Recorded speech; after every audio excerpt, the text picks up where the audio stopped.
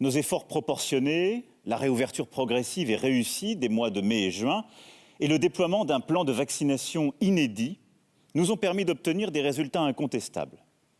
Nous étions parvenus, au cours de ces dernières semaines, à passer sous les 2000 contaminations par jour, contre plus de 35 000 au plus haut de la crise. Les hospitalisations, comme les décès, sont au plus bas depuis près d'un an. En vous disant tout cela, je pense évidemment aux victimes et à leurs proches. La vie, malgré tout, a pu continuer durant ces mois difficiles, parce que nous nous sommes organisés collectivement. Si nous avons demandé beaucoup aux enseignants, aux parents d'élèves qui ont dû s'adapter dans l'urgence quand soudain une classe fermait, si nous avons demandé beaucoup aussi à nos élèves et nos étudiants, la France a largement préservé l'instruction durant cette crise.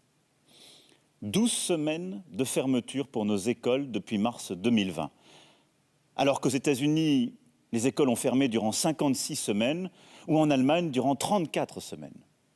Certains cours ont pu reprendre physiquement à l'université ces derniers mois. Nous pouvons être fiers de cela, de ce choix collectif de la nation, d'avoir fait le maximum pour l'avenir de nos enfants et de notre jeunesse. Cet été, comme à la rentrée, nous accentuerons encore nos efforts pour apporter un soutien renforcé aux élèves et aux étudiants qui rencontrent des difficultés. Sur le plan économique, le quoi qu'il en coûte, auquel je m'étais engagé dès mars 2020, non seulement nous a permis de protéger nos entreprises, nos emplois, mais a préservé le pouvoir d'achat de nombre de Français et est à l'origine d'un vigoureux rebond. Notre croissance devrait s'établir à 6% en 2021, en tête des grandes économies européennes. La France, pour la deuxième année consécutive, a été désignée comme le pays le plus attractif d'Europe. Contrairement aux prévisions, l'emploi a résisté et les acquis obtenus depuis 2017 en termes de baisse du chômage sont préservés. En 2020, le Covid a détruit près de 300 000 emplois. Depuis le début de l'année, nous avons déjà recréé 187 000 emplois. Ce seul mois de mai, nous avons atteint un nombre de contrats à durée indéterminée créés inédit, égalant notre record de 2006. Dans tous les secteurs qui, comme la culture, l'hôtellerie, la restauration, le sport, le tourisme, ont le plus souffert, chacun reconnaît que les plans de soutien spécifiques que nous avons mis en œuvre ont permis d'empêcher les drames humains, les faillites et d'envisager une reprise sereine.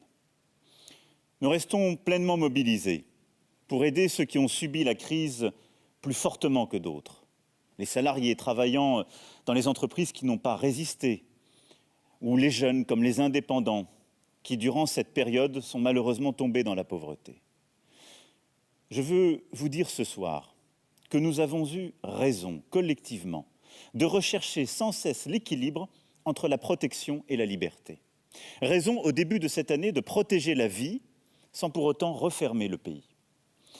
Cette situation maîtrisée, c'est le fruit de nos choix, de nos efforts. Ces choix et nos résultats nous permettent d'aborder les difficultés qui sont encore devant nous avec détermination. Car oui, à l'heure où je vous parle, notre pays est confronté à une reprise forte de l'épidémie qui touche tous les territoires, métropoles comme outre-mer. Aussi longtemps que le virus circulera, nous serons confrontés à ce type de situation. L'apparition du variant dit Delta se traduit en effet par une augmentation des contaminations partout dans le monde. Parce que ce variant est 3 fois plus contagieux que la première souche, il s'engouffre dans tous les espaces non couverts par la vaccination. Pour y faire face, de nouvelles mesures de restriction ont été décidées aux Pays-Bas, au Portugal ou en Espagne. En Asie et dans le Pacifique, certains pays ont dû se résoudre à un reconfinement. Et le Japon, imaginez, qui s'apprête à organiser les Jeux Olympiques, le fera sans aucun spectateur. Et ici, chez nous, en France, la situation est pour le moment maîtrisée. Si nous n'agissons pas dès aujourd'hui, le nombre de cas va continuer de monter fortement et entraînera inévitablement des hospitalisations en hausse dès le mois d'août. Nous avons, pour faire face à cette nouvelle donne, un atout maître qui change tout par rapport aux vagues précédentes, le vaccin. Tous les vaccins disponibles en France nous protègent solidement contre ce variant Delta. Ils divisent par 12 son pouvoir de contamination et évitent 95% des formes graves. L'équation est simple. Plus nous vaccinerons, moins nous laisserons d'espace au virus pour se diffuser, plus nous éviterons les hospitalisations. Et plus nous éviterons d'autres mutations du virus, peut-être plus dangereuses encore. C'est donc une nouvelle course de vitesse qui est engagée. Un été de mobilisation pour la vaccination. Voilà ce que nous devons viser. Vacciner un maximum de personnes, partout, à tout moment. Nous sommes une grande nation, une nation de science, celle des Lumières, de Louis Pasteur. Alors quand la science nous offre les moyens de nous protéger, nous devons les utiliser avec confiance dans la raison et dans le progrès. Pour nous protéger et pour notre unité, nous devons aller vers la vaccination de tous les Français, car c'est le seul chemin vers le retour à la vie normale. Dans un premier temps, pour les personnels soignants et non soignants, des hôpitaux, des cliniques, des maisons de retraite, des établissements pour personnes en situation de handicap, pour tous les professionnels ou bénévoles qui travaillent au contact des personnes âgées ou fragiles, y compris à domicile, la vaccination sera rendue obligatoire sans attendre. J'ai conscience de ce que je vous demande, mais je sais que vous êtes prêts à cet engagement. Cela participe en quelque sorte de votre sens du devoir. Pour tous nos compatriotes concernés, ils auront jusqu'au 15 septembre pour se faire vacciner. Il faut commencer dès maintenant. À partir du 15 septembre, des contrôles seront opérés et des sanctions seront prises. Il y a ensuite tous les autres Françaises et Français, les millions d'entre vous qui n'ont pour le moment reçu aucune injection. En fonction de l'évolution de la situation, nous devrons sans doute nous poser la question de la vaccination obligatoire pour tous les Français. Mais je fais le choix de la confiance. Et j'appelle solennellement tous nos concitoyens non vaccinés à aller se faire vacciner dès aujourd'hui au plus vite. 9 millions de doses vous attendent dès aujourd'hui, qui n'ont pas encore été injectées. Et nos commandes continuent d'arriver. Que ce soit donc près de chez vous, sur votre lieu de vacances, avec ou sans rendez-vous, faites-vous vacciner. C'est la seule façon de vous protéger et de protéger les autres. C'est une question de responsabilité individuelle, de sens de l'esprit collectif. C'est aussi ce dont dépend notre liberté à toutes et tous. Je pense en particulier à tous nos concitoyens de plus de 60 ans et aux personnes vulnérables, dont celles qui sont en surpoids grave, qui ne sont pas encore vaccinées aujourd'hui. Vous êtes celles et ceux qui couraient aujourd'hui le plus grand danger. J'en appelle donc à votre mobilisation. Nous déploierons durant tout l'été la vaccination au plus près du terrain, en travaillant étroitement avec nos médecins, nos pharmaciens, mais aussi nos associations dont je veux saluer l'engagement, et nous irons vacciner celles et ceux qui sont aussi le plus loin des soins. Pour les collégiens, les lycéens, les étudiants, des campagnes de vaccination spécifiques seront déployées dans les établissements scolaires dès la rentrée. Je veux m'adresser enfin à ceux qui, vaccinés les premiers, c'est-à-dire en janvier et février, verront prochainement leur taux d'anticorps baisser et leur immunité diminuer. Je veux ici les rassurer. Dès la rentrée, une campagne de rappel sera mise en place pour vous permettre de bénéficier d'une nouvelle injection selon le même système et dans les mêmes conditions que là où les premières. Les rendez-vous pourront être pris dès les premiers jours du mois de septembre. Il n'y a donc pas d'inquiétude à avoir, mais malgré le vaccin, je vous demande à toutes et tous de continuer à être prudents et de continuer à respecter ces gestes barrières contre le virus que vous connaissez bien désormais. En complément de la vaccination, nous allons devoir mettre en place de nouvelles mesures pour freiner le virus. Parce que le niveau de vaccination y est encore très insuffisant et que les hôpitaux sont déjà sous forte pression, l'état d'urgence sanitaire sera déclaré dès demain en Conseil des ministres pour la Martinique et la Réunion. Et un couvre-feu sera instauré. Pour autant, dans l'Hexagone, sauf dans les départements qui dépasseraient un taux d'incidence de 200 et verraient leurs hospitalisations augmenter ou des mesures de freinage pourront être prises par nos préfets, notre approche sera plus simple. Partout, nous aurons la même démarche. Reconnaître le civisme et faire porter les restrictions sur les non-vaccinés plutôt que sur tous. Dès cette semaine, les contrôles aux frontières seront encore renforcés pour les ressortissants en provenance des pays à risque, avec un isolement contraint pour les voyageurs non vaccinés. Dès le 21 juillet, le pass sanitaire sera étendu aux lieux de loisirs et de culture. Concrètement, pour tous nos compatriotes de plus de 12 ans, il faudra, pour accéder à un spectacle, un parc d'attractions, un concert ou un festival, avoir été vacciné ou présenter un test négatif récent. Ce pass est disponible sur l'application Tous Anti-Covid, mais chacun peut utiliser la version papier remise au moment de la vaccination. À partir du début du mois d'août, et cela parce qu'il nous faut faire d'abord voter un texte de loi et le promulguer.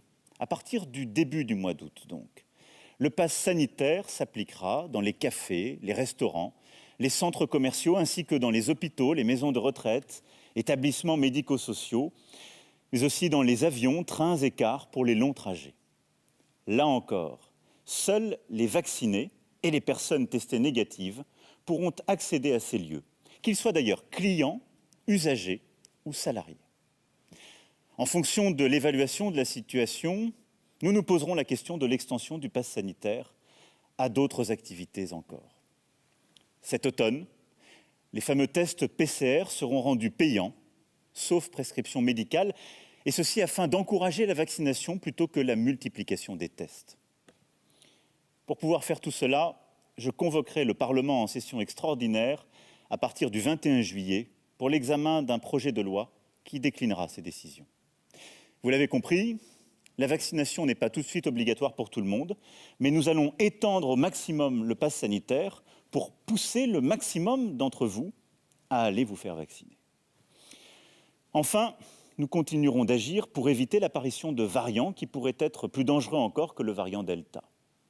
Cela passe par un projet immense, mais indispensable, et désormais à notre portée, vacciner le monde. La France, depuis mars 2020, est à l'initiative avec le programme ACT-A qui vise à la fois à produire davantage de vaccins et à donner aux pays les plus pauvres davantage de vaccins. Nous avons déjà donné plus de 2,5 millions de doses et d'ici la fin de l'année, nous donnerons plusieurs dizaines de millions de doses de vaccins. Nous contribuerons à nous mobiliser justement et à mobiliser tous nos partenaires pour produire plus et donner encore davantage aux pays les plus pauvres, en particulier dans les Balkans, en Afrique, au Proche et au Moyen-Orient. Plusieurs pays sont aujourd'hui fortement touchés et nous allons accroître encore notre aide, et je pense particulièrement à la Tunisie. Pour en finir durablement avec la pandémie, nous devons vacciner partout. Je vous l'avais dit l'année dernière, nous allions devoir vivre avec le virus. Ce sera le cas tout au long de cette année 2021 et sans doute pour plusieurs mois encore de l'année 2022, même si le vaccin change beaucoup de choses. Les semaines à venir seront donc celles de la mobilisation pour bloquer le virus et pour continuer de relancer notre économie. L'été de mobilisation pour la vaccination sera aussi un été de relance. Je l'ai constaté au cours de mes récents échanges avec vous partout en France. Notre plan de relance se déploie à un rythme soutenu. Sur les 100 milliards d'euros votés à l'automne dernier et permis grâce à l'accord européen historique d'il y a un an, 40 milliards ont ainsi été mobilisés sur le terrain. Nous devons faire plus encore, car plus vite nous concrétiserons le plan de relance, plus fort sera notre rebond. Plus vite nous concrétiserons le plan de relance, plus efficace sera notre lutte contre le dérèglement climatique. Un tiers des crédits sont en effet ciblés sur la rénovation thermique des bâtiments, sur les énergies décarbonées, sur l'automobile zéro émission, tous les secteurs qui concilient écologie et économie, écologie et progrès. Le gouvernement et les préfets s'assureront durant l'été de la bonne mise en œuvre des investissements sur le terrain. Nous allons aussi faire le maximum pour lever les contraintes qui pèsent sur les secteurs, justement, qui sont les plus en tension, et sur vous tous. D'abord, le manque de matières premières, qu'il s'agisse de bois, d'acier, de fer ou de semi-conducteurs, ce qui a retardé de nombreux chantiers et fait monter les coûts. Ensuite, les pénuries de main-d'œuvre. Selon la Banque de France, près d'une entreprise sur deux ne trouve pas de réponse à ces offres d'emploi. Il faut ainsi tout faire ensemble sur le terrain pour y répondre et responsabiliser chacun. Notre priorité de l'été et de l'automne est bien de retrouver non seulement le niveau d'emploi d'avant l'épidémie, mais de nous réinscrire dans une trajectoire de plein emploi. Si nous nous mobilisons pour nous vacciner, pour relancer l'économie, alors nous serons en mesure, en septembre, de préparer collectivement notre avenir. Il nous faudra en débattre de manière apaisée et démocratique. Il nous faudra aussi prendre des décisions. Mais je veux d'ores et déjà partager avec vous quelques convictions fortes.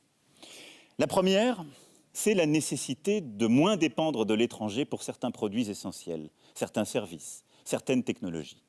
C'est la nécessité de retrouver le chemin d'une indépendance française et européenne.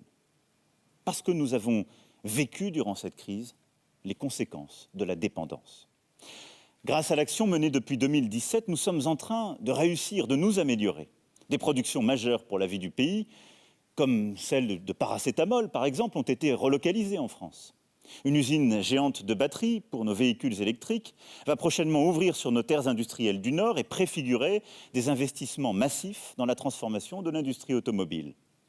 J'ai lancé le mois dernier un plan d'investissement de 7 milliards d'euros pour l'innovation en matière de santé, des usines, de la recherche, chez nous, en France. Nous sommes, depuis 2 ans, la première nation européenne du numérique et de la technologie. Nous devons donc continuer d'investir et encourager ces initiatives qui ont créé plus de 160 000 emplois. Ce défi désormais, qui est le nôtre, est de changer d'échelle, de généraliser partout cette dynamique, de redevenir une grande nation de recherche, d'innovation, d'agriculture et d'industrie. Réindustrialiser, réconcilier la croissance et l'écologie de production.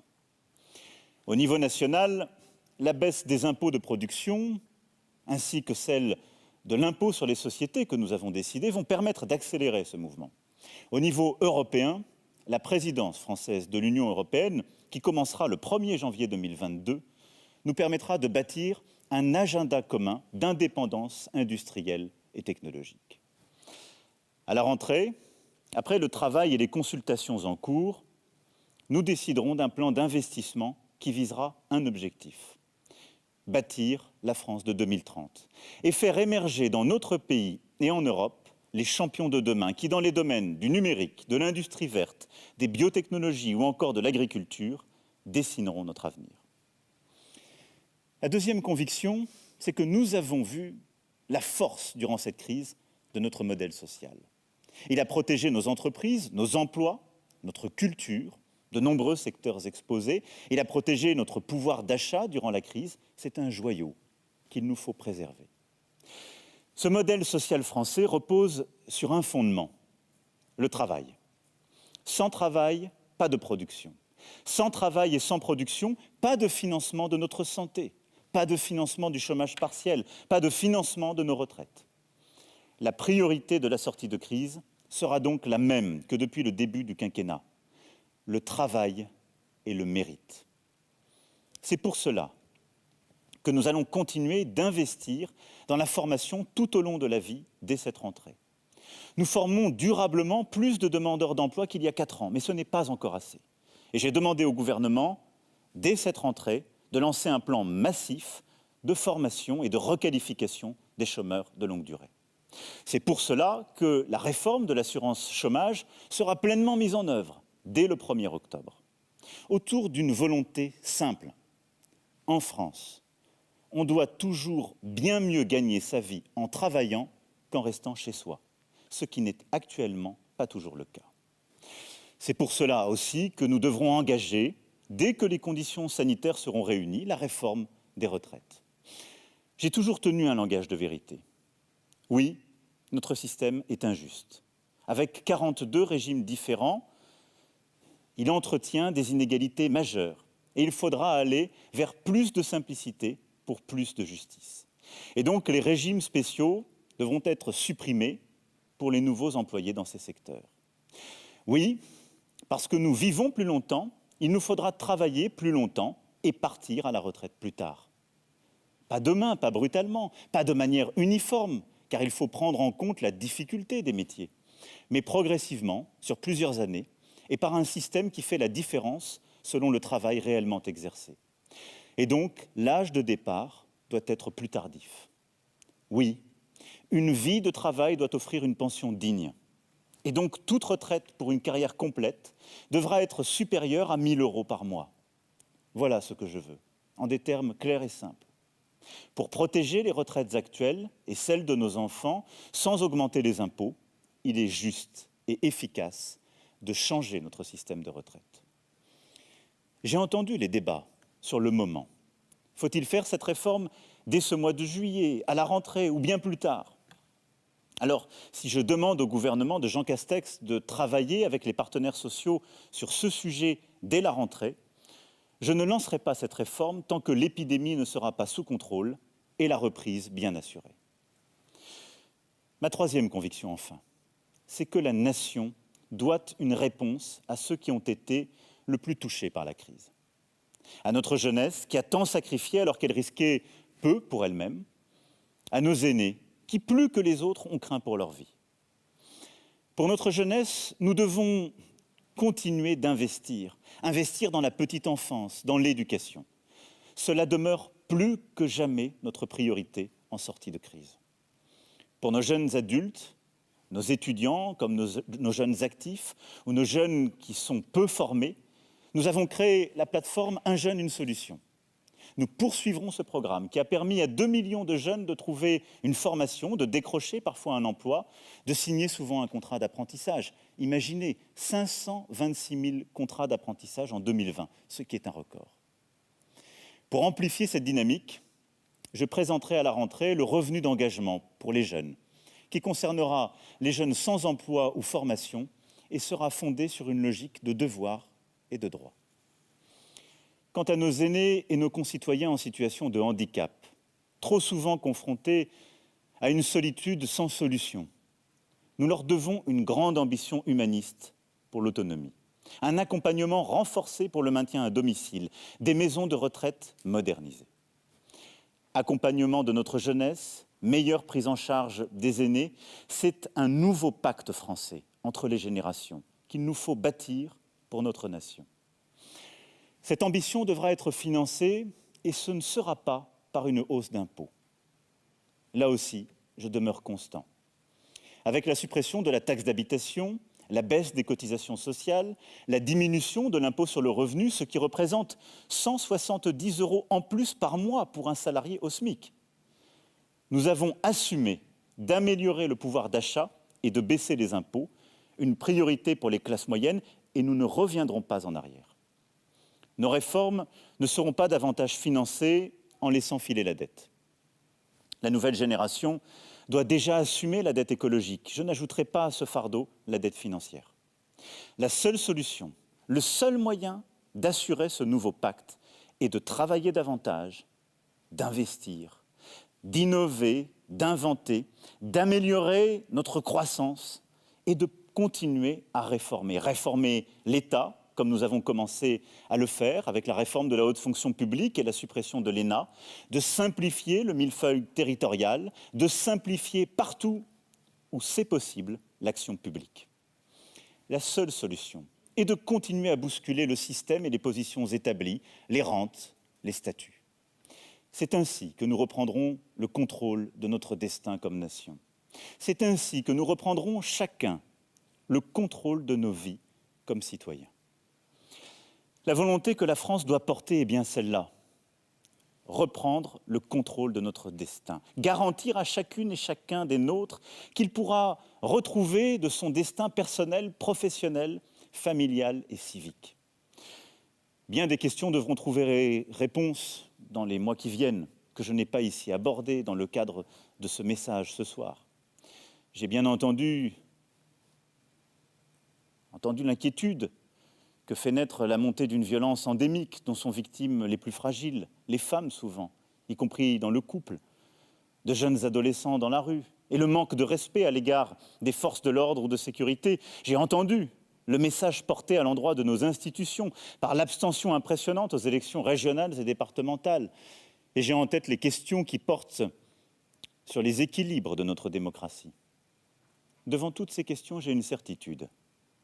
Nous devons non seulement prolonger notre effort, mais le renouveler, en inventant chaque jour le nouveau modèle que notre pays et le monde attendent.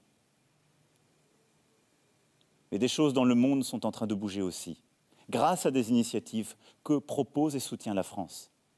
Il faudra se souvenir que c'est en ces premiers jours de l'été 2021 que la communauté internationale, dans un effort sans précédent, a décidé d'une imposition mondiale des multinationales à 15% minimum, mettant ainsi fin aux évasions fiscales et aux paradis fiscaux. La France a été en première ligne et a contribué à faire bouger l'Europe et le monde. Mes chers compatriotes, cet été de retrouvailles et de retour aux sources, cet été qui sera fait de moments amicaux et familiaux, devra donc être néanmoins un été de vigilance, de lutte contre le virus, de vaccination. J'ai confiance en vous, confiance en nous, pour rester unis, sereins et déterminés. Alors, à la rentrée, nous aurons rendez-vous avec notre avenir, pour bâtir une France indépendante, qui ne vit pas dans la nostalgie, mais sait prendre les décisions nécessaires à sa destinée. Une France conquérante, qui a foi en la force de sa jeunesse et n'a pas peur du futur, mais l'invente. Une France unie, qui sait être solidaire, civique, responsable, dans l'épreuve comme dans la conquête. Vive la République et vive la France.